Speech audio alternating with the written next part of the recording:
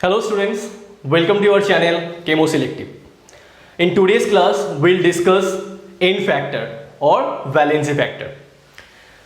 इस टॉपिक को शुरू करने से पहले मैं एक छोटा सा स्टोरी आप लोगों के साथ शेयर करना चाहूँगा. जब मैंने कोचिंग शुरू किया था, मतलब कोचिंग में एज ए फैकल्टी ज्वाइन किया था मैंने, तो फर्स्ट चैप्टर मुझे पढ़ाना था रेडॉक्स रिएक्शन. बट दिक्कत क्या था, यहाँ पे जो एन फैक्टर टर्म है ना, बहुत परेशान किया था मुझे. देखो, अगर कोई टॉपिक मेरे को खुद को ठीक तरीके से समझ में नहीं आ रहा है तो बच्चों को मैं कैसे समझाऊंगा. मुझे लगा कि अगर मुझे बच्चों को ठीक तरीके से रिप्रेजेंट करना है इस टॉपिक को, तो मुझे कोई आसान तरीका निकालना होगा. तो मैंने क्या किया, कुछ बुक्स उठाया. देखे बुक्स में तो पाँच पेज लेके भर के इनफैक्टर से रिलेटेड बहुत कुछ डिटेल्स दिया हुआ है. तो मैंने वहाँ से कुछ डिटेल्स उठाया, कुछ लेक्चर्स देखे और मैंने खुद का एक 2 पेज का नोट्स बनाया. मुझे इतना लगा कि मैं जब बच्चों को पढ़ाऊंगा ना, उस 2 पेज में ही बाकी लोगों को समझ में आ जाए, कि उनको रट्टा ना मारना पड़े. तो इस वीडियो को लास्ट तक देखना. हाँ, ऐसा मत करना है कि देखो कि 5 मिनट देख लिया, फॉरवर्ड करके 7 मिनट 8 मिनट मत करना है ऐसा. अगर आपका ऐसा ही मेंटेलिटी है तो वीडियो को यहीं पे छोड़ सकते हो. आपको अगर पूरी तरीके से इनफैक्टर को समझना है ना, तो वीडियो को कंटिन्यूसली देखो और हो सके तो नोट कर लो पेज. ठीक है. और इतना मैं दावे से कह सकता हूं, जब वीडियो खत्म होगा ना, आप जब अपना नोट्स बना लोगे, उसके बाद जब आप इनफैक्टर कोई भी क्वेश्चन आपको दिया जाए, वो आप आसानी से सॉल्व कर सकते हो. और एक चीज यहां पे बोलना चाहूंगा मैं. देखो, बहुत सारे टीचर्स क्या करते हैं, आप जब कोचिंग में जाते हो या कोई भी ट्यूशन में जाते हो, आपको ईजी क्वेश्चंस को क्लास में सॉल्व किया जाता है, और आपको जब एग्जाम की बारी आती है ना, एग्जाम में डिफिकल्ट या एडवांस लेवल प्रॉब्लम आपको सॉल्व करना होता है. उस कंडीशन में क्लास में तो आप खुश हो जाते हो कि इनफैक्टर मेरे समझ में आ गया. बट जब आप एग्जाम में जाते हो, आपको लगता है कि शायद ये वाला क्वेश्चन मैंने क्लास में सॉल्व नहीं किया था, या इस टाइप का क्वेश्चन मैंने कभी देखा ही नहीं. इसीलिए मैं यहाँ पे क्या करने वाला हूँ, इजी क्वेश्चन 2-3 ही रहेंगे आपका. मैक्सिमम क्वेश्चन थोड़ा सा एडवांस लेवल के रहेगा. इससे क्या होगा, जो भी दिक्कत है ना, वो इस वीडियो में ही हो जाएगा आपको, और सोल्यूशन भी इस वीडियो में ही आपको मिल जाएगा. ओके, तो चलो बिना टाइम वेस्ट किए इसको शुरू करते हैं. इनफैक्टर जानने से पहले हमें 2 टर्म के बारे में जानना है, oxidation and reduction. Oxidation and reduction क्या है, एक केमिकल रिएक्शन का ही पार्ट है. कौन सा chemical reaction? Redox reaction. Redox reaction होता क्या है? रेडॉक्स रिएक्शन एक केमिकल रिएक्शन है जिसमें क्या होता है, आपका इलेक्ट्रॉन का ट्रांसफर होता है. इलेक्ट्रॉन का ट्रांसफर मतलब चाहे वो इलेक्ट्रॉन गेन के फॉर्म में आए या इलेक्ट्रॉन लॉस. इलेक्ट्रॉन गेन या इलेक्ट्रॉन लॉस कहां से हो सकता है? कोई भी एक पर्टिकुलर एटम हो या कोई भी पर्टिकुलर आयन हो. समझ में आया? तो ऑक्सीडेशन या रिडक्शन दोनों ही क्या है, आपका एक रेडॉक्स रिएक्शन है. इतना समझ में आया? ठीक है. तो redox reaction is nothing but a electron transfer reaction, चाहे वो इलेक्ट्रॉन गेन के फॉर्म में हो या इलेक्ट्रॉन लॉस के फॉर्म में हो. ओके.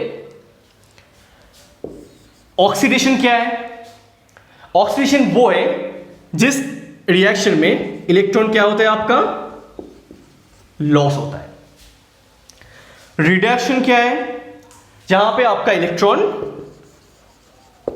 गेन होता है. इतना आपको याद रखना है. यहां पे रेडॉक्स रिएक्शन में आपको जो पढ़ना है, जो कॉन्सेप्ट है, इसका जो बेसिस है, वो डिपेंडेंट है इलेक्ट्रॉन ट्रांसफर के ऊपर.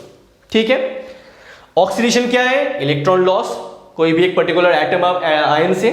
रिडक्शन क्या है? इलेक्ट्रॉन गेन, कोई भी एक पर्टिकुलर एटम या आयन से. इतना समझ में आया? ओके. एक एग्जांपल भी देख लो. यहां पे मैं ज्यादा डिटेल्स में नहीं जा रहा हूं. यहां पे मैंने एक रिएक्शन को लिखा है आपका. ये रिएक्शन जो है एक रेडॉक्स रिएक्शन है. अगर मैं पूछूं आपको इस रिएक्शन में कहां पे ऑक्सीडेशन हो रहा है, कहां पे रिडक्शन हो रहा है, जब भी मैं आपसे पूछ रहा हूं कि कहां पे ऑक्सीडेशन हो रहा है, कहां पे रिडक्शन हो रहा है, आपको तभी समझना होगा. मैं आपको पूछ रहा हूं कहां पे इलेक्ट्रॉन लॉस हो रहा है, कहां पे इलेक्ट्रॉन गेन हो रहा है. ध्यान से देखो. अभी पहले मैंने फर्स्ट लेक्चर में आपको ऑक्सीडेशन नंबर निकालना सिखाया था, कैसे ऑक्सीडेशन नंबर को कैलकुलेट किया जाता है. अगर आपने उस वीडियो को नहीं देखे हो आप जाके उसको देख लेना एक बार, मैं लिंक डिस्क्रिप्शन में दे दूंगा। यहां पे देखो जिंक फ्री स्टेट में है तो उसके ऊपर ऑक्सीडेशन नंबर क्या होगा 0, ठीक है। यहां पे भी कॉपर कौन सी स्टेट में है, फ्री स्टेट में है, तो कॉपर के ऊपर ऑक्सीडेशन नंबर कितना होगा 0। जो भी एलिमेंट फ्री स्टेट में रहता है उसका ऑक्सीडेशन नंबर क्या होता है 0 होता है, ठीक है। कॉपर सल्फेट क्या है, सॉल्ट है। कॉपर सल्फेट में कॉपर का ऑक्सीडेशन कितना होगा 2+, क्यों, क्योंकि SO4 क्या है 2- चार्ज कैरी करता है आपका। इतना समझ में आया। जिंक सल्फेट में जिंक का ऑक्सीडेशन कितना है 2+, क्योंकि SO4 2- फॉर्म में है, सल्फेट आयन। ओके, आपको हर एक एलिमेंट का ऑक्सीडेशन नंबर यहां पे मिल चुका है। अभी आप क्या करोगे, ध्यान से देखो, लेफ्ट साइड है ये आपका लेफ्ट साइड है, ये आपका राइट साइड है। ध्यान से देखो, जिंक यहां पे लेफ्ट साइड में 0 ऑक्सीजन स्टेट पे था।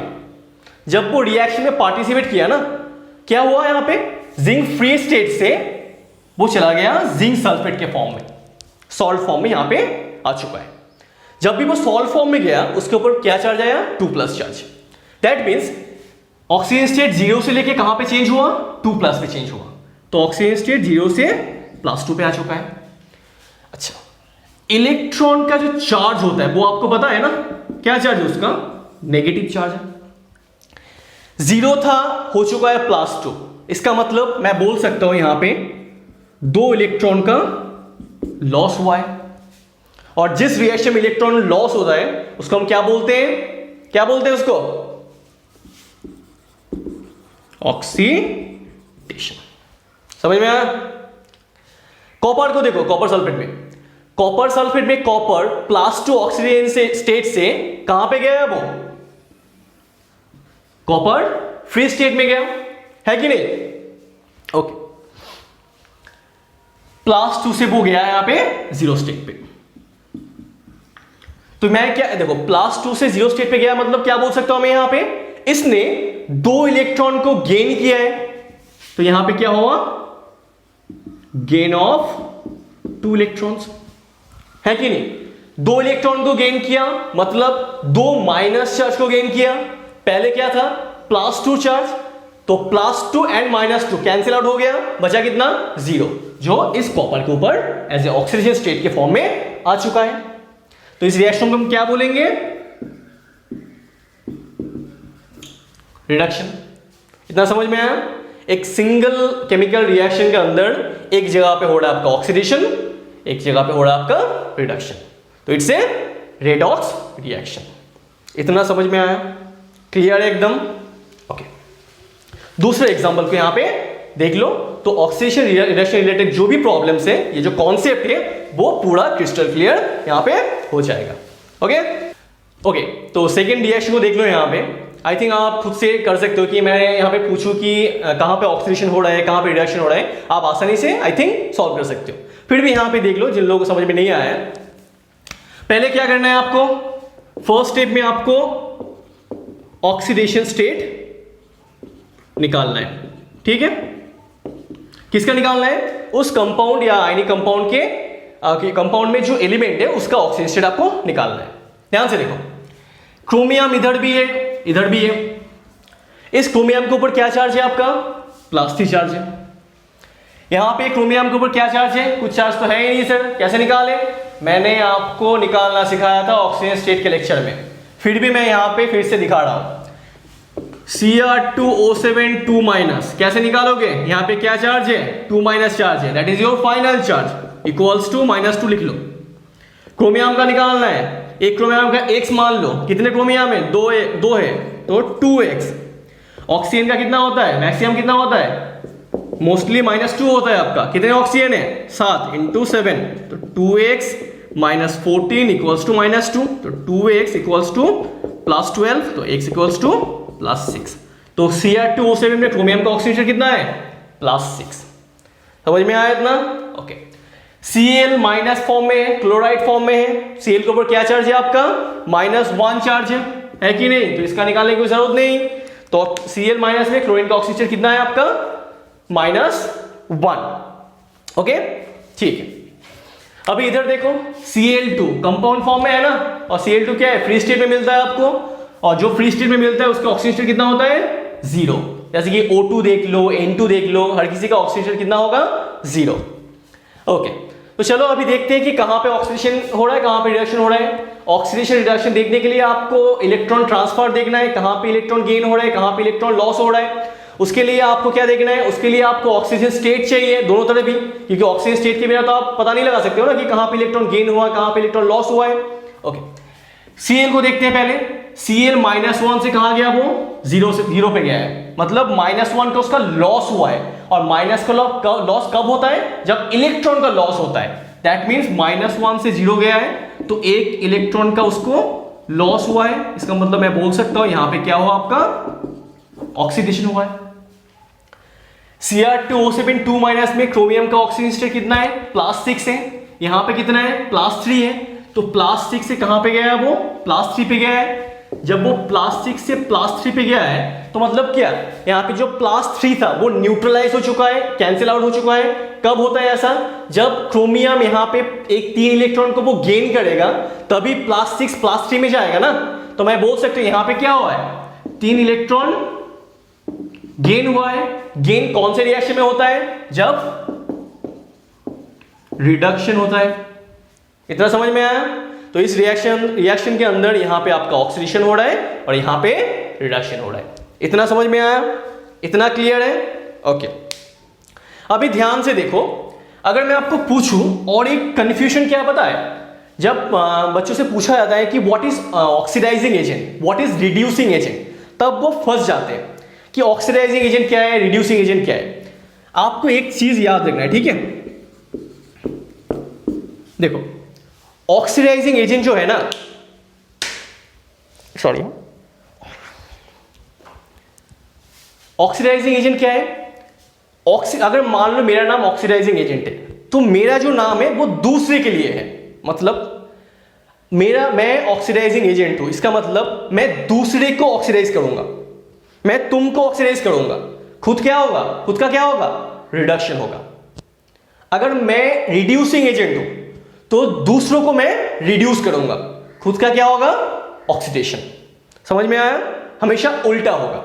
आप याद कैसे रखोगे, देखो, जब भी आपको रिड्यूसिंग एजेंट या ऑक्सीडाइजिंग एजेंट पूछे, आप देख लो कि खुद का क्या हो रहा है, खुद का ऑक्सीडेशन हो रहा है या खुद का रिडक्शन हो रहा है। अगर खुद का ऑक्सीडेशन हो रहा है तो आप रिड्यूसिंग एजेंट हो, अगर खुद का रिडक्शन हो रहा है मतलब आप क्या हो, ऑक्सीडाइजिंग एजेंट हो। इतना समझ में आया। ओके, तो यहां पे देखो, अगर इस रिएक्शन में मैं आपको पूछूं कि कौन रिड्यूसिंग एजेंट है और कौन ऑक्सीडाइजिंग एजेंट है, कैसे पता लगाओगे। Cl -1 से कहां जा रहा है, 0 पे जा रहा है। इलेक्ट्रॉन क्या हो रहा है उसका, एक लॉस हो रहा है, मतलब खुद का क्या हो रहा है, उसका ऑक्सीडेशन हो रहा है। और मैंने बताया कि जिसका खुद का ऑक्सीडेशन होगा वो क्या होगा, रिड्यूसिंग एजेंट, और जिसका खुद का रिडक्शन होगा वो क्या होगा, ऑक्सीडाइजिंग एजेंट। तो ये क्या है आपका, ऑक्सीडाइजिंग एजेंट। इतना समझ में आया, क्लियर है एकदम। फिर भी अगर डाउट है तो कमेंट सेक्शन में आप पूछ लो। ओके, चलो आगे बढ़ते। तो ठीक है, अभी डायरेक्टली हम इनफैक्टर पे आ चुके हैं। मैं यहाँ पे पार्ट में आपको समझाऊंगा इनफैक्टर क्या है। मैं आपको यहाँ पे डेफिनेशन देने नहीं आया हूँ, ठीक है। आप हर एक कंपाउंड को हम यहाँ पे हर एक कंपाउंड को स्टडी करोगे और उसका अलग अलग से आप इनफैक्टर निकालोगे, खुद से निकालोगे। देखो, मैं सब यहाँ पे एक स्टेटमेंट बोलूंगा आपको मान लो एक कंपाउंड दिया है, दैट इज HCl। HCl क्या है, एक एसिड है, आपको पता है। ओके, HCl जब क्या होगा, डिसोसिएट होगा या आयनाइज होगा, आपको क्या मिलेगा, H+ एंड Cl-। ठीक है। H2SO4 क्या है, सल्फ्यूरिक एसिड है। जब ये डिसोसिएट होगा या आयनाइज होगा, आपको क्या मिलेगा, 2H+ एंड SO4 2-। आपको देखना है कि जब एसिड को मैं आयनाइज कर रहा हूं उस टाइम पे आपको कितना डिसोसिएबल H+ मिल रहा है, मतलब उस कंपाउंड से, उस आयनिक कंपाउंड से आपको कितना H+ मिल रहा है। HCl से आपको एक H+ मिला, इसका मतलब क्या है, इसका जो बेसिसिटी है that is 1। What is basicity, basicity वो होता है जहां पे आपको जिस कंपाउंड से या जिस एसिड से आपको जितना H प्लस मिलता है, ठीक है। जैसे कि HCl ने डिसोसिएट होने के बाद एक H प्लस दिया, तो उस एक H प्लस के लिए बेसिसिटी क्या होगा, 1 होगा। और जो उसका बेसिसिटी होता है वही होता है उसका वैलेंसी फैक्टर या एन फैक्टर। आसान भाषा में, जो एसिड जितना H प्लस देगा आफ्टर डिसोसिएशन वो ही होगा उसका एन फैक्टर। H2SO4 को देखो, डिसोसिएशन के बाद 2 H प्लस दे रहा है, इसका मतलब इसका एन फैक्टर कितना होगा, 2। और H3PO4 इसको डिसोसिएट करोगे तो आपको क्या मिलेगा, कितना मिल रहा है आपको, 3 H प्लस मिल रहा है, तो इसका एन फैक्टर कितना होगा, 3। और एक एग्जांपल H3PO2, इसको तोड़ोगे तो क्या मिलेगा आपको, 3H plus and PO2 3 minus, ऐसा मिलेगा। हाँ, खचाक, ऐसा नहीं होता, ठीक है। तो क्या है, आप तो ट्रेन को फॉलो कर रहे थे ना कि सर ऐसे यहाँ पे हुआ 3H प्लस, तो यहाँ पे भी 3H प्लस मिलना चाहिए, है कि नहीं। यहाँ पे स्ट्रक्चर बहुत ज़्यादा इंपॉर्टेंट है, ठीक है। जब मैंने ऑक्सीजन स्टेट पढ़ाया था आप लोगों को, इसका इन तीनों का, और एक कंपाउंड था H3PO, I think H3PO3 H3PO2, इन तीनों का स्ट्रक्चर मैंने बताया था आपको। फिर भी यहाँ पे देख लो, P डबल बॉन्ड दो, OH OH H, H3PO3 का स्ट्रक्चर देखो।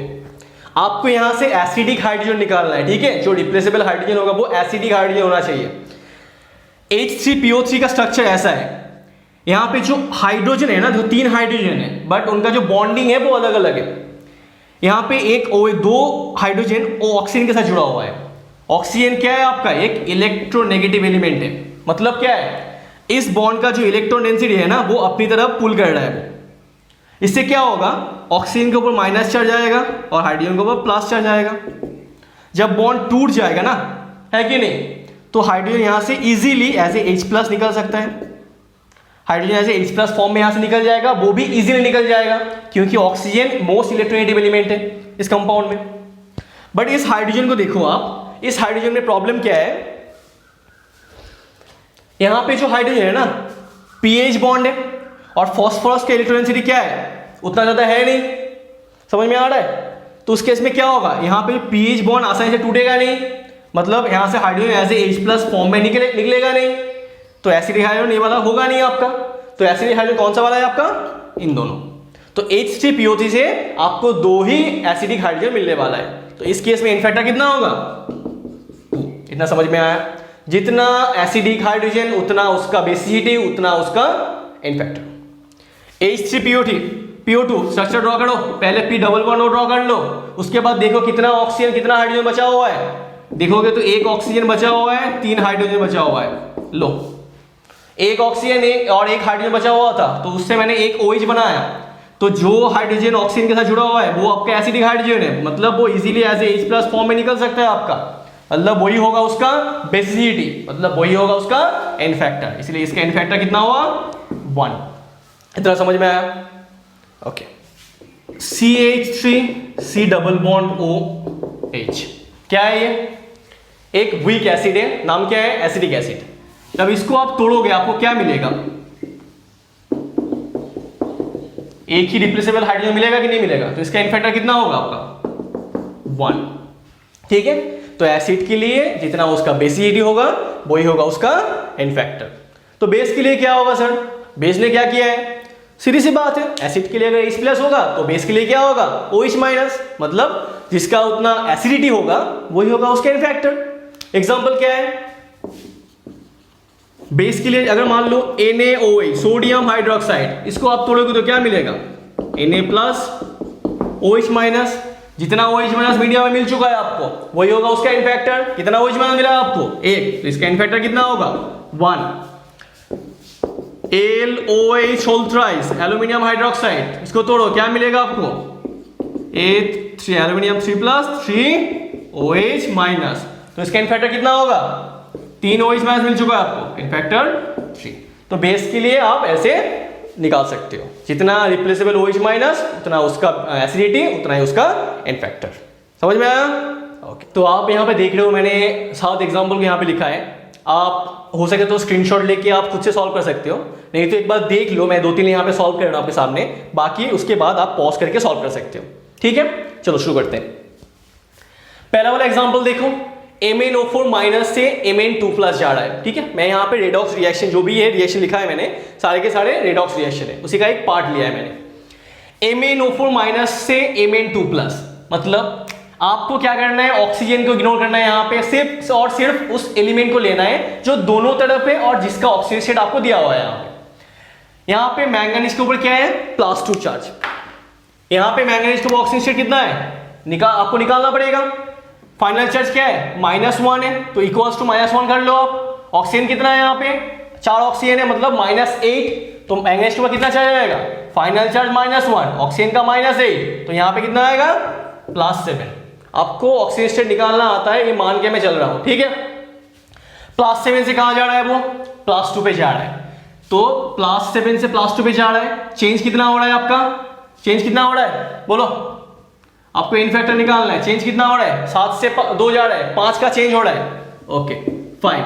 अच्छा, यहाँ पे मैंगनीज लेफ्ट साइड में मैंगनीज कितना है वो देखो, मैंगनीज का कितना एटम है लेफ्ट साइड में देखो, यहाँ पे कुछ दिया हुआ है नहीं है, मतलब क्या है, एक मैंगनीज है यहाँ पे, तो 1 × 5, दैट मीन्स 5 इस रिएक्शन का इन फैक्टर है। समझ में आया इतना? कैसे याद रखोगे, पहले मैंगनीज का ऑक्सीजन स्टेट निकाल लो, दोनों तरफ कितना चेंज हुआ है वो देख लो, और मैंगनीज का लेफ्ट साइड के कंपाउंड में कितना एटम है वो देख लो, और उसको मल्टीप्लाई कर दो। तो 5 क्या है आपका, कितना चेंज हुआ है ऑक्सीजन स्टेट में, this is change in oxidation state, और 1 क्या है, नंबर ऑफ एटम, कौन से साइड में, लेफ्ट साइड में। समझ में आया इतना? क्लियर? नेक्स्ट एग्जांपल को देखो, आयरन +2 से +3 में जा रहा है, कितना चेंज हो रहा है, यहाँ पे 1 का चेंज हो रहा है ऑक्सीजन नंबर का। आयरन कितना है यहाँ पे, 1 ही है, तो इन फैक्टर क्या होगा, 1 होगा। C2O4 2-, इधर Ca2 है, दोनों तरफ मैंने क्या बोला, ऑक्सीजन को नेग्लेक्ट कर दो, किसको देखना है, सिर्फ कार्बन को देखना है। CO2 में कार्बन का ऑक्सीजन स्टेट कितना होगा, फाइनल चार्ज क्या है, 0 है, ऑक्सीजन का कितना होता है, -2, कितना ऑक्सीजन है, 2 ऑक्सीजन है, तो कितना होगा, -4, तो कार्बन के ऊपर +4। C2O4 2- में कार्बन का ऑक्सीजन स्टेट कितना होगा, देखो कैलकुलेट करो, यहाँ पे इक्वल्स टू -2, ऑक्सीजन का कितना है, -8, 2 कार्बन है तो 2x यहाँ पे, तो 2x = +6, x = +3। समझ में आया? तो कार्बन के ऊपर कितना चार्ज है, +3, तो कार्बन +3 से कहां जा रहा है, वो +4 पे जा रहा है। ठीक है, बहुत गर्मी है, ठीक है, तो +3 से कहां जा रहा है, वो +4 पे जा रहा है। चेंज कितना हुआ यहाँ पे, 1 का चेंज हुआ ना ऑक्सीजन नंबर में। कितने कार्बन है यहाँ पे, देखो कितना कार्बन है यहाँ पे, 2 कार्बन है, तो आपको क्या करना पड़ेगा, 2 × 1, क्योंकि इन फैक्टर होता क्या है, कितना नंबर ऑफ एटम है लेफ्ट साइड में वो देखना है आपको, किस कौन सा नंबर, कौन सा एटम जिसके ऊपर आप ऑक्सीजन स्टेट को देख रहे हो, वो वाला एटम। 1 क्या है, ऑक्सीजन स्टेट में कितना चेंज हुआ वो देखना है आपको, तो इसका इन फैक्टर कितना हुआ, 2। फोर्थ एग्जांपल पे आ जाओ, Cr2O7 2-, Cr2O7 2- में क्रोमियम का ऑक्सीजन स्टेट कितना होगा, यहाँ पे तो +3 दिया है, आपको क्रोमियम का निकालना पड़ेगा, बोलो कितना होगा, कैलकुलेट कर लेना, +6 ही आएगा आपका। क्यों, -2 इधर है, इधर से -14 मिलेगा, -14 इधर पे लेके जाओ, +12 मिलेगा आपको, 2 क्रोमियम है, तो 1 क्रोमियम कितना होगा, +6, तो +6 से जा रहा है +3 पे, ऑक्सीजन नंबर पे कितना चेंज आया, 3, कितना क्रोमियम है, 2, तो 2 × 3 6, इन फैक्टर कितना हुआ, 6। IO3- कर लो भाई, I2 क्या है, फ्री स्टेट में, मैंने बोला था फ्री स्टेट में क्या होता है, ऑक्सीजन स्टेट 0, तो I2 का कितना होगा, 0। IO3- में आयोडीन का ऑक्सीजन स्टेट कितना है, बोलो, -1 तो इधर है ना, तो एक ऑक्सीजन का -2, 3 ऑक्सीजन का -6, और फाइनल चार्ज -1, तो इधर कितना होगा, +5। समझ में आ रहा है ना? तो +5 से कहां पे जा रहा है, 0 पे जा रहा है, ऑक्सीजन स्टेट पे कितना चेंज हुआ, 5, इधर आयोडीन कितना है, 1, तो 1 × 5 5। ओके, नेक्स्ट NO3- कहां पे जा रहा है, NH3 पे जा रहा है, इसको देखना है आपको, ऑक्सीजन को भूल जाओ, हाइड्रोजन को भूल जाओ, किसको देखना है आपको, सिर्फ नाइट्रोजन को देखना है। अच्छा, NO3- में नाइट्रोजन का ऑक्सीजन कितना होगा, कर सकते हो भाई आराम से, +5 होगा कि नहीं होगा?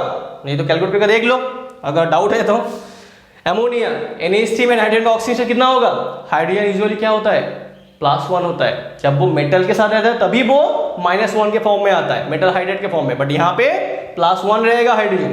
कितना हाइड्रोजन है? 3, तो हाइड्रोजन के ऊपर +3 आएगा, तो नाइट्रोजन पर कितना आएगा? -3 आएगा कि नहीं आएगा? ठीक है भैया। तो +5 से कहाँ पे जा रहा है? -3 पे जा रहा है। अभी देखो बहुत से लोग पटाख से, बहुत सारे ज्ञानी होते हैं ना, वो क्या करते हैं, सर मैंने अगर पूछा कि यहाँ पे चेंज कितना हो रहा है ऑक्सीजन पे सेट पे, तो वो एकदम खुश होकर बोल देंगे 2 का चेंज हो रहा है। अगर 2 बोल रहे हो तो आपको एक मोटा सा शून्य मिलेगा। समझ में आ रहा है ना? यहाँ पे देखो +5 है और यहाँ पे क्या है? -3 है, बीच में 0 अंडा तो है ना, 0 तो है ना, तो चेंज कितना होगा? प्लस से माइनस पे जा रहा है। कितना चेंज हो रहा है यहाँ पे? 8 का चेंज होगा कि नहीं होगा? तो ऑक्सीजन नंबर का चेंज कितना हुआ? 8। गलती मत करना यहाँ पे। नाइट्रोजन कितना है? 1 है, तो 1 × 8 कितना हुआ? 8। तो इस रिएक्शन का इनफैक्टर कितना होगा? 8। NH4+ NH2OH, बोलो इनफैक्टर क्या होगा? किसको देखना है? नाइट्रोजन को देखना है। NH4+ में नाइट्रोजन का ऑक्सीजन कितना आएगा? कर सकते हो भाई। फाइनल चार्ज +1 है, हाइड्रोजन के ऊपर +1 होता है। कितने हाइड्रोजन है? 4 है, तो यहाँ पे +4 है, तो यहाँ पे नाइट्रोजन के ऊपर कितना आएगा? -3। NH2OH नाइट्रोजन का ऑक्सीजन स्टेट निकालना है, कितना होगा बोलो? हाइड्रोजन कितना है यहाँ पे? 3 है, मतलब बोलो +3 है। ऑक्सीजन क्या है यहाँ पे? -3 है, तो +3 और यहाँ पे सॉरी -2 है ऑक्सीजन, तो नाइट्रोजन के ऊपर कितना चला जाएगा आपका? बोलो NH2OH में नाइट्रोजन कितना चला जाएगा? -1। ठीक है, ओके फाइन। तो -3 से कहाँ पे जा रहा है? -1 पे जा रहा है। चेंज कितना हो रहा है? तो दोनों ही माइनस में। ठीक है, यहाँ पे कोई टेंशन लेने की बात नहीं है। तो इनफैक्टर क्या होगा? 2 ऑक्सीजन स्टेट में 2 चेंज आ रहा है आपका। नाइट्रोजन कितना है? 1, तो 1 × 2 इनफैक्टर 2। बढ़िया, सब खत्म यहाँ पे। 7 क्वेश्चन इजीली सॉल्व। समझ में आया कि नहीं आया? फिर भी एक बार देख लो भैया अगर कुछ डाउट है तो। ठीक है, तो चलो दूसरे टाइप को सॉल्व करते हैं। यहाँ पे ऑलरेडी बहुत कुछ एग्जाम्पल कर लिया, खत्म नहीं हुआ है अभी। चलो दूसरे एग्जाम्पल को देखते हैं। MnO4- 3 मोल MnO4- को लिया हम लोगों ने। 2 अलग अलग मैंगनीज ऑक्सीजन स्टेट में आया है। ठीक है, एक तो +2 में आया है, एक +6 में आया है। तो ऑक्सीजन स्टेट यहाँ पे अगर पूछूं मैं ऑक्सीजन स्टेट का कितना चेंज हुआ है या इस रिएक्शन इनफैक्टर कितना है, आप तो मुश्किल में पड़ जाओगे। चलो अभी देख, तो हम लोगों ने इधर एक लेफ्ट साइड में एक कंपाउंड था, राइट साइड में एक कंपाउंड था, दोनों का ऑक्सीजन स्टेट निकाल के किया था। अभी सर दोनों साइड में सेम एलिमेंट का 2 ऑक्सीजन स्टेट अलग अलग है, उस कंडीशन में क्या करोगे? देख लो, आपको होल रिएक्शन में जो ऑक्सीजन नंबर का चेंज हो रहा है वो निकालना है आपको। फॉर्मूला क्या है? ध्यान से देखो यहाँ पे। ठीक है, स्टेप बाय स्टेप देखते जाओ। अच्छा, पहले मैंगनीज का ऑक्सीजन यहाँ पे कितना है? +7 निकाल लो आप पहले। ठीक है, पहला +7 आने वाला है। एक बार +7 से +2 पे जा रहा है। ध्यान से देखो, जब +7 से +2 पे जा रहा है, चेंज कितना हो रहा है? 5 का चेंज हो रहा है। ठीक है, 7 - 2 के फॉर्म में लिख रहा हूं आपको ताकि समझ में आए। अभी देखो यहाँ पे MnO4- इधर जा रहा है Mn2+ पे। कितना मोल Mn2+ फॉर्म हो रहा है आपका? 2 मोल। तो 2 × 7 - 2 मतलब 2 मोल मैंगनीज +7 से +2 पे जा रहा है। इतना समझ में आया? तो जितना मोल राइट साइड में जितना रहेगा वो लिखो, मल्टीप्लाई जितना चेंज हुआ है वो लिखो। क्लियर हुआ? प्लस दूसरा क्या है? मैंगनीज +7 से कहाँ पे जा रहा है? +6 पे जा रहा है। अच्छा, 7 - 6। राइट साइड में कितना मैंगनीज +6 पे गया है आपका? कुछ नहीं है, मतलब क्या है? 1 है, तो 1 × 1। समझ में आया? ओके, तो राइट साइड वाला पार्ट खत्म। डिवाइडेड बाय कितना टोटल मोल था? 3 मोल था ना, डिवाइड बाय 3। 3 में से 2 मोल Mn2+ फॉर्म में गया है, इसीलिए 2 × 7 - 2, 5 का चेंज हुआ था।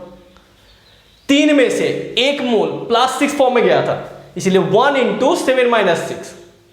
टोटल कितना है? 3 मोल। कैलकुलेट करो, 10 1 डिवाइड बाय 3, 11/3। तो इस रिएक्शन का इनफैक्टर कितना होगा? 11/3। समझ में आया? ओके, चलो अभी कुछ इंपॉर्टेंट जो बहुत ही ज्यादा ट्रिकी है एंड चैलेंजिंग है उस टाइप के क्वेश्चन को यहाँ पे सॉल्व करते हैं और उसका इन फैक्टर निकालते हैं, है कि नहीं? चलो सॉल्व करते हैं। तो फिर देखो इस कंपाउंड को देखो, इस कंपाउंड में दो अलग अलग एलिमेंट है, ठीक है? ऑक्सीजन को छोड़ दो, कार्बन भी है, आयरन भी है। अगर आप थोड़ा सा ध्यान से देखोगे दोनों का ही ऑक्सीजन स्टेट अलग अलग है और दोनों का ही अलग अलग कंपाउंड आपको एज ए प्रोडक्ट के फॉर्म में राइट साइड में मिल चुका है आपको। कैसे? यहाँ पे देखो आयरन का ऑक्सीजन स्टेट कितना है? +3 और CO2 में कार्बन का ऑक्सीजन स्टेट कितना होता है? +4। निकाल लेना, +4 ही आएगा। बट इस कंपाउंड को देखो, इस कंपाउंड में आयरन का, अच्छा इसको आप तोड़ लो ऐसे, जिसको पता नहीं है FeC2O4 को आप अगर तोड़ोगे आपको Fe2+ मिलेगा, C2O4 2- मिलेगा, ठीक है? C2O4 2- क्या है? Oxalate ion. क्या बोलते हैं इसको हम? Oxalate ion. कहां से आया ये? H2C2O4, देखा होगा आपने शायद। इसको क्या बोलते हैं हम? ऑक्सालिक एसिड, डायबेसिक एसिड है ये, ठीक है? डायबेसिक एसिड इसलिए क्या होगा आपका, यहाँ पे क्या चल जाता है? C2O4 2-, थोड़ा सा ध्यान में रखोगे आप, ठीक है? अगर यहाँ पे 2- आएगा तो आयरन के ऊपर क्या चल जाएगा? +2। क्यों? क्योंकि यहाँ पे तो कुछ चार्ज है नहीं भैया, 0 है, तो दोनों को ही आपको सेम करना पड़ेगा। ओके, तो यहाँ पे आयरन का ऑक्सीजन आ गया +2, बट आपको क्या निकालना है? कार्बन का भी तो निकालना है ना। फाइनल चार्ज लेके क्या करोगे तुम? कोई बात नहीं। अच्छा -2 यहाँ पे, फाइनल चार्ज -2। एक कार्बन का x मान लेते हैं, कितने कार्बन है? 2 है, 2x। एक ऑक्सीजन का कितना होता है? -2। 4 ऑक्सीजन है, कितना होगा? -8। So 2x - 8 = -2, 2x = +6, x = +3। तो C2O4 2- में कार्बन का ऑक्सीजन कितना है? +3। लिख लो भैया। ओके, इतना समझ में आ गया? ठीक है, मिटा देता हूं मैं इसको, ठीक है? ठीक है, अभी कर सकते, देखो ध्यान से देखो, आयरन +2 से कहां जा रहा है? वो +3 पे जा रहा है, ठीक है? वैसे ही जो मैंने पहले करवाया था आपको, +2 से +3 पे जा रहा है, मतलब ऑक्सीजन स्टेट कितना चेंज हुआ आपका? 1 का चेंज हुआ है। आयरन कितना है यहाँ पे? आयरन का कितना एटम है? 1 ही एटम है, तो 1 × 3 - 2, समझ में आया? कितना आएगा? 1। ओके, तो इस पार्ट के लिए इनफैक्टर कितना हुआ? 1। कार्बन +3 से कहां जा रहा है? +4 पे जा रहा है। कितना चेंज हो रहा है आपका? 4 - 3, 1 का चेंज हो रहा है आपका। कार्बन कितना है यहाँ पे? 2 है, तो 2 × 4 - 3 कितना आएगा? 2। तो दो, एक पार्ट के लिए 1 आ रहा है, एक पार्ट के लिए 2 आ रहा है, तो होल रिएक्शन में कितना आएगा? 1 + 2, टोटल 3। समझ में आया? अभी देखो यहां पे जो क्वेश्चन सॉल्व करने वाला हूं, ध्यान से देखना, ठीक है? FeS2 में आयरन का भी ऑक्सीजन स्टेट निकालना है। क्यों? क्योंकि यहां पे आपको आयरन का एक कंपाउंड मिला है, ठीक है? Fe2O3 में आयरन का ऑक्सीजन कितना होगा? कितना होगा बोलो? +3, क्योंकि ऑक्सीजन का -2 होता है, 3 ऑक्सीजन है तो -6। यहाँ पे 2 आयरन है तो यहाँ पे +6 आने वाला है, बट 2 आयरन के लिए यहाँ पे क्या आएगा? +3। SO2 में सल्फर का ऑक्सीजन कितना होगा? +4। FeS2 में आयरन का ऑक्सीजन कितना होने वाला है? यहाँ पे देखो, बहुत सारे लोग यहाँ पे फंस जाते हैं, ठीक है? सल्फर का मिनिमम ऑक्सीडेशन नंबर होता है -2। मिनिमम ऑक्सीजन नंबर कैसे निकालते हैं? मैंने आपको पहले भी सिखाया था, देखो, वैलेंस इलेक्ट्रॉन -8। सल्फर का वैलेंस इलेक्ट्रॉन कितना है? बोलो कितना है? 6। 6 - 8 मतलब -2। मतलब सल्फर का जो मिनिमम ऑक्सीडेशन नंबर होगा दैट इज -2, ठीक है? यहां पे कितने सल्फर है? 2 सल्फर है, ठीक है? तो सल्फर के ऊपर कितना चला जाएगा? -1। गलती से भी -2 उसके ऊपर मत लिखना, ठीक है? यहां पे एक सल्फर के ऊपर -2 होता है, ठीक है? 2 सल्फर है तो क्या होगा? वो -2 दोनों पार्ट में डिवाइड होगा ना, -1 करके, इसीलिए मैंने सल्फर के ऊपर -1 लिखा है, ठीक है? मतलब 2 × -1 क्या होगा? -2। अगर मान लो आपने -2 इसके ऊपर लिख दिया ना, तो प्रॉब्लम क्या पता है? 2 × -2 -4 चला जाएगा। समझ में आ रहा है? ऐसा नहीं लगना है, -2 को इस तरह लिखो ताकि इससे इस 2 से मल्टीप्लाई करने के बाद यहां पे वो ठीक फॉर्म में आए, मतलब -2 के फॉर्म में आए। क्लियर? तो आयरन के ऊपर कितना चला जाएगा? +2, ठीक है? 2 × -1 -2 और -2 को न्यूट्रलाइज करने के लिए +2। ओके, अभी आपको मिल चुका है सब कुछ। +2 कहां पे जा रहा है? +3 पे जा रहा है। कितना चेंज हो रहा है आपका? कितना चेंज हो रहा है? 1 का चेंज हो रहा है। सल्फर कितना है यहाँ पे? ये आयरन कितना है यहाँ पे? 1। तो 1 × 1 = 1। सल्फर -1 से कहां पे जा रहा है? +4 पे जा रहा है। कितना चेंज हो रहा है? -1 से +4, मतलब 5 का चेंज हो रहा है भैया। तो 5 का चेंज हो रहा है। कितने सल्फर है? 2, मतलब 10। टोटल कितना हुआ? आयरन के लिए 1, सल्फर के लिए 10, टोटल 10 + 1 11। तो इस रिएक्शन के लिए एन फैक्टर कितना होगा? 11। ठीक है, चलो नेक्स्ट क्वेश्चन में चलो। FeCN6 4-। चलो भैया इसको खुद से सॉल्व करके दिखाओ एक बार। देखो आयरन इधर भी है, इधर भी है, तो आयरन का यहाँ पे कितना चार्ज है? +3। अच्छा, CO2 में कार्बन का ऑक्सीजन कितना है? +4। पहले ये छोटी छोटी पार्ट है उसको सॉल्व कर लो, पहले ऑक्सीजन स्टेट निकाल लो उसका। NO3- में नाइट्रोजन का ऑक्सीजन कितना होगा? +5। ठीक है, ओके। अभी यहाँ पे देखो FeCN6 4-। आपको आयरन का निकालना है, ध्यान से देखो। Cn जो होता है ना, Cn का जो फाइनल चार्ज होता है it is -1। Cn as a whole -1 charge carry करता है। कितना Cn है? 6 Cn है, मतलब -1 × 6, तो कितना होगा? -6। इधर फाइनल चार्ज कितना है? -4 है कि नहीं? अच्छा, आयरन का x मान लो, मान लिया आपने, तो x = -6 उधर चला जाएगा, तो क्या मिलेगा आपको? +2। आयरन के ऊपर कितना आएगा? +2। ठीक है, मैं फिर से एक बार बोल रहा हूं, Cn को -1 चार्ज होता है, 6 Cn है, तो -6, फाइनल चार्ज -4 है, इसीलिए आयरन के ऊपर कितना चार्ज आएगा?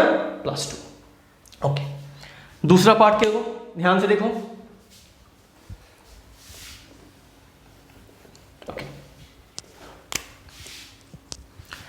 Cn को जब लिखोगे ना, क्योंकि देखो उधर कार्बन का भी ऑक्सीजन स्टेट निकाला आपने, नाइट्रोजन का भी निकाला, तो इधर भी आपको कार्बन का भी ऑक्सीजन स्टेट निकालना पड़ेगा Cn में, और नाइट्रोजन का भी ऑक्सीजन स्टेट निकालना पड़ेगा। कैसे निकालोगे? बेटर होगा अगर आप इसको याद रखोगे तो। ठीक है, ध्यान से देखो, फाइनल चार्ज कितना है? -1। नाइट्रोजन यहाँ पे तीन कोवलेंट बॉन्ड है जो नाइट्रोजन के साथ कनेक्टेड है। नाइट्रोजन क्या है? आपका इलेक्ट्रोनेगेटिव एलिमेंट है, तो नाइट्रोजन पर कितना चार्ज आएगा? -3। 3 बॉन्ड है यहाँ पे, और फाइनल चार्ज -1, नाइट्रोजन को -3, तो कार्बन के ऊपर कितना आएगा? +2। तभी तो -1 यहाँ पे आएगा ना, समझ में आया? +2 -3 कितना होगा? Final charge -1। क्लियर एकदम? तो Cn में कार्बन के ऊपर +2 चार्ज है, नाइट्रोजन के ऊपर -3 चार्ज है। ओके, अभी आप कर सकते हो। देखो अभी तो बहुत ही आसान हो चुका है, ध्यान से देखो। +2 से कहां पे जा रहा है वो आयरन? +3 पे जा रहा है। कितना चेंज हो रहा है? 1 का चेंज हो रहा है। आयरन कितना है? 1, तो 1 × 1 एन फैक्टर 1, तो आयरन के लिए एन फैक्टर 1 हो चुका है। कार्बन +2 से कहां पे जा रहा है वो? +4 पे जा रहा है। कितना चेंज हो रहा है? 2 का चेंज हो रहा है। इधर कार्बन कितना है? गलती से भी एक कार्बन का मत कर देना, ठीक है, क्योंकि Cn as a whole 6 form में है, मतलब 6 कार्बन 6 नाइट्रोजन है। यहाँ पे चेंज कितना हुआ? +2 से +4, 2 का चेंज हुआ। कार्बन कितना है? 6 है भैया, तो 6 × 2 कितना हुआ? 12। नाइट्रोजन -3 से कहां पे जा रहा है? +5 पे जा रहा है। -3 से +5 कितना चेंज हुआ? फिर से 2 मत बोल देना, ठीक है? कितना होगा? 8 होगा। तो चेंज कितना हुआ आपका? 8। नाइट्रोजन कितना है? 6 नाइट्रोजन है, 1 मत बोल देना, ठीक है? तो 6 × 8। ओके, टोटल कितना हुआ? 1 + 12 + 48। ओके, तो आया आपका 61। तो इस रिएक्शन के लिए एन फैक्टर कितना हुआ आपका? 61। समझ में आया आपको? ओके, थर्ड एग्जांपल को देखो। ठीक, वैसे ही जैसे कि हम लोगों ने सल्फाइड का किया था, यहाँ पे भी सल्फर क्या होगा? सल्फाइड फॉर्म में है ना, तो -2। अभी बोलोगे सर इसके ऊपर -1 क्यों नहीं लिखा? क्यों लिखूंगा भाई? यहाँ पे 2 थोड़ी है, एक ही तो है ना, तो एक के लिए क्या लिखूंगा यहाँ पे? -2। अगर यहाँ पे 2 होता तो इसके ऊपर क्या लिखता मैं? -1। समझ में आया ना? ओके, तो यहाँ पे -2 है, तो इसके ऊपर कितना आना चाहिए था? +2 आना चाहिए था, बट यहाँ पे कितने कॉपर है? 2 कॉपर है, तो इसलिए मैं +2 को +1 फॉर्म में लिखूंगा। क्लियर है? इतना समझ में आया ना? ठीक है, इधर कितना है +2 है, सल्फर SO2 में सल्फर का ऑक्सीजन कितना होगा +4 है। ओके, अभी सल्फर Cu2 है, इसमें सल्फर -2 से कहाँ पे जा रहा है +4 पे जा रहा है। कितना चेंज हुआ भैया 6 का चेंज हुआ। कितना सल्फर है 1, तो यहाँ पे 6। कॉपर +1 से कहाँ पे जा रहा है +2 पे जा रहा है। कितना चेंज हुआ 1 का चेंज हुआ। कितना कॉपर है लेफ्ट साइड में 2, तो 1 × 2 2, 6 + 2 टोटल कितना हुआ 8। तो इस रिएक्शन के लिए इनफैक्टर कितना हुआ 8। समझ में आया? चलो बढ़िया, और क्या चाहिए। चौथा लास्ट एग्जांपल देखो यहाँ पे Fe2SO4 होल थ्राइस। देखो इधर तो देख लिया आपने कि आयरन का +2 है, तो इधर तो आयरन का कुछ और ही होगा। SO2 में सल्फर का ऑक्सीजन स्टेट +4 है, ये तो ऑलरेडी आपको पता है। इस कम सॉल्ट को आपको कैसे तोड़ना है वो सीख लो ध्यान से, ठीक है। मैं इस पार्ट को मिटा रहा हूं।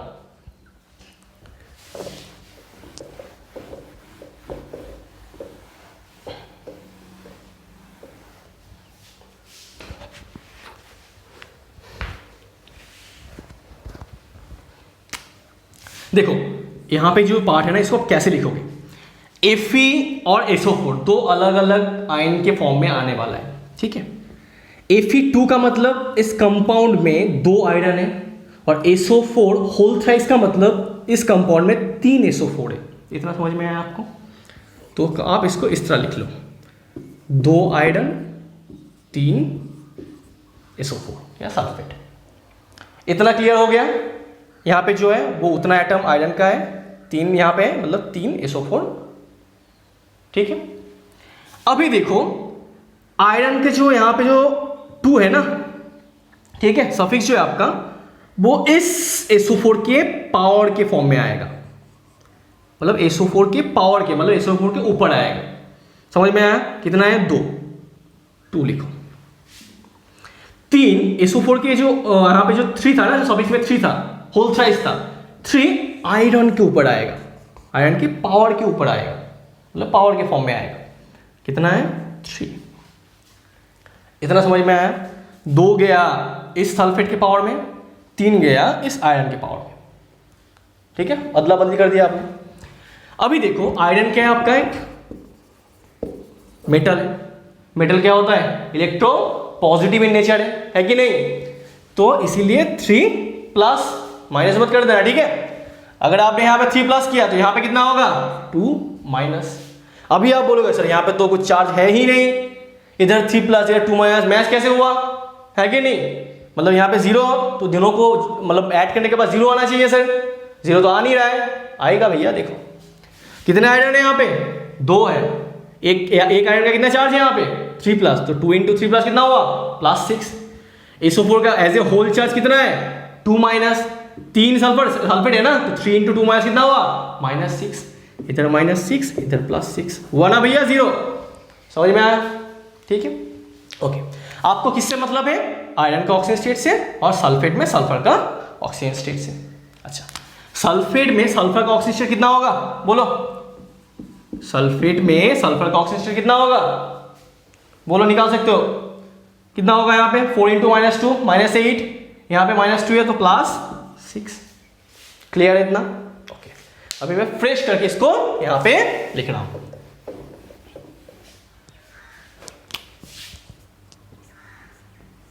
देखो तो आयरन के ऊपर यहां पे आया +3 चार्ज, सल्फर के ऊपर +6 चार्ज।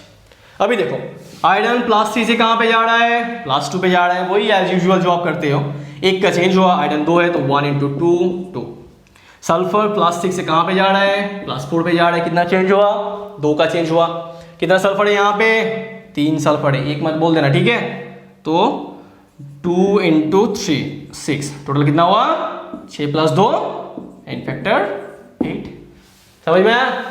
ओके, अभी इस रिएक्शन को देखो। यहाँ पे मैंने लिखा है, जो रिएक्शन लिखा है इसका आपको इन फैक्टर निकालना है, बट ट्रिक क्या है आपको, मतलब क्वेश्चन क्या है, ऑक्सीडेशन के लिए अलग से आपको इन फैक्टर निकालना है, रिडक्शन के लिए आपको अलग से इन फैक्टर निकालना है इस रिएक्शन में। चलो करके दिखाओ एक बार, निकालो इसका इन फैक्टर कैसे होगा। ठीक है, मैं सॉल्व कर देता हूँ। देखो अच्छा KCl O3 में यहाँ पे जो लोग गलती करते हैं ना, आई थिंक अगर आपने पॉज करके सॉल्व किया होगा ना, आपने शायद मैक्सिमम लोग वही गलती कर होगे। देख लो KCl O3 में आप पहले किसको देखोगे, Cl को देखोगे कि KCl में Cl का ऑक्सीजन कितना होगा -1, क्योंकि पोटेशियम कितना होता है +1 होता है। KCl O3 में Cl का ऑक्सीजन कितना होगा, सर पोटेशियम को तो +1 है, फ्लोरीन का X मान लेते हैं, एक ऑक्सीजन का -2, तो -2 इंटू 3 ऑक्सीजन है तो इक्वल्स टू 0, तो 1 + x - 6 इक्वल्स टू 0, तो x इक्वल्स टू कितना होगा +5। तो ये KCl O3 में क्लोरीन का ऑक्सीजन कितना है +5। ओके, तो क्लोरीन +5 से कहाँ पे जा रहा है आपका -1 पे जा रहा है, चेंज कितना हुआ 6, तो 6 का चेंज हुआ, क्लोरीन कितना है 1, हो गया आपका 6। लोग यहीं पे रुक जाएंगे, बट ऑक्सीजन का ऑक्सीजन कितना है यहाँ पे, कितना आपने कितना मान के कैलकुलेट किया इसको, -2 मान के कैलकुलेट किया ना, तो ऑक्सीजन के ऊपर यहाँ पे क्या है -2 चार्ज है, बट यहाँ पे ऑक्सीजन O2 फॉर्म में है, O2 फॉर्म में ऑक्सीजन कितना ऑक्सीजन नंबर होता है 0। तो देखो ऑक्सीजन दोनों तरफ सेम तो है नहीं ना, इधर कितना है -2, इधर कितना है 0, दोनों तरफ ही अलग अलग है। मतलब क्या हुआ है, यहाँ पे भी कोई ना कोई रिडॉक्सिएशन हुआ होगा, चाहे वो ऑक्सीडेशन हो या चाहे वो रिडक्शन हो। आप कैसे पहचानोगे, -2 से कहाँ गया वो 0 पे गया है, मतलब इलेक्ट्रॉन का क्या हुआ है यहाँ पे